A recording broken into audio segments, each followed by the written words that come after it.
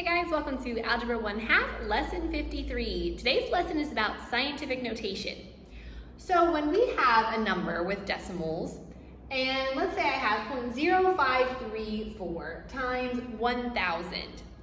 When I do that, I'm going to move my decimal point however many places I have zeros. That's kind of just my shortcut way of thinking. I have 3 zeros, so I'm just going to move my decimal point to the right, always to the right when you multiply. I move it to the right 3 places, 1, 2, 3, because I have 3 zeros. So that gives me 53.4. Well, what if I write it like this? 0.0534 times 10 to the third power. Well, 10 to the third power, remember, is 10 times 10 times 10. 10 times 10 is 100. 100 times 10 is 1,000, right? So that's the same thing. So I also move it 3 places and get 53.4. 1, 2, 3. So anytime I multiply something by a power of 10, I move my decimal point to the right, the number of places of the exponent, when it's a positive exponent. And we'll see negative exponents in just a minute in this lesson. So we use this rule in order to write large numbers in a more convenient way. And we call this scientific notation. So there are 2 steps. Step number 1, I'm going to read these straight from your book, page 151. Step number 1, place the decimal point just to the right of the first digit that is not 0.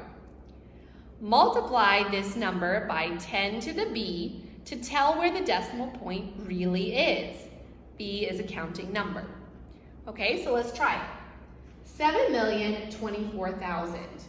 The first digit, and it means when you go to read your number, the first digit that you come to is the 7, that's not a 0.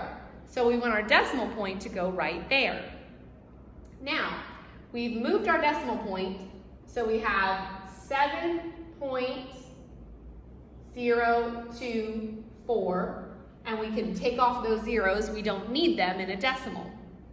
Where should the decimal really go in the real number? Well, the decimal point in the real number is 1, 2, 3, 4, 5, 6 places to the right. So this is 7.024 times 10 to the 6th power. To know that my real number moves my decimal point over 6 places. All right, let's try another one. 476.24. The first number I come to that's not 0 is the 4. So my decimal point, I'm going to move it and put it right there. So I have 4.7624 times 10. Well, I moved it 2 places. It really goes 2 places to the right, so it's 10 to the 2nd power. All right. Excuse me. What if I have a negative exponent? Like this, 4.76 times 10 to the negative 3. Well, that means instead of multiplying, really it means I'm dividing. So my decimal point actually belongs to the left. It goes to the left instead of the right when it's negative. So this one means that my decimal point really should move 1, 2, 3 places to the left, making it 0.00476.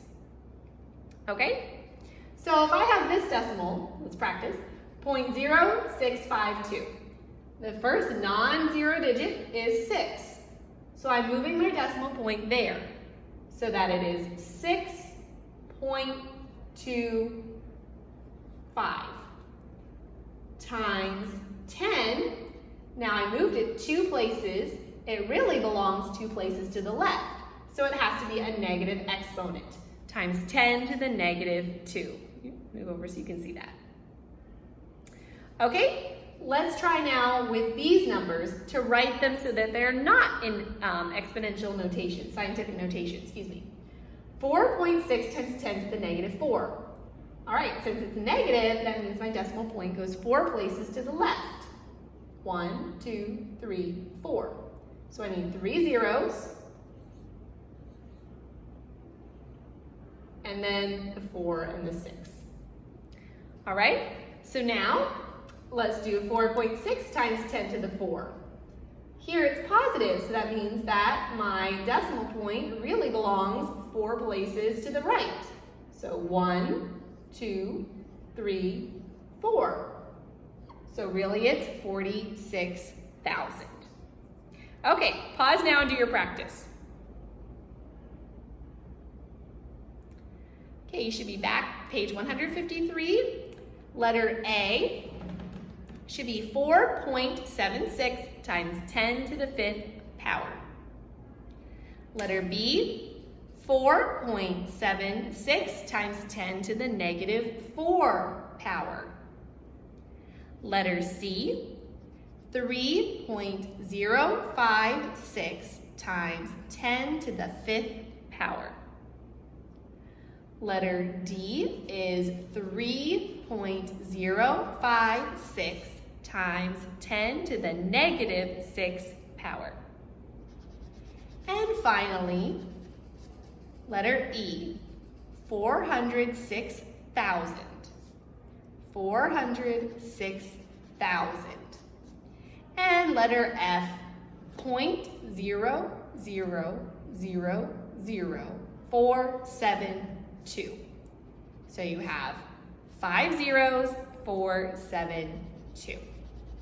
All right, let me know if you have any questions about scientific notation. I'd be happy to answer them. Have a wonderful day, guys. Bye.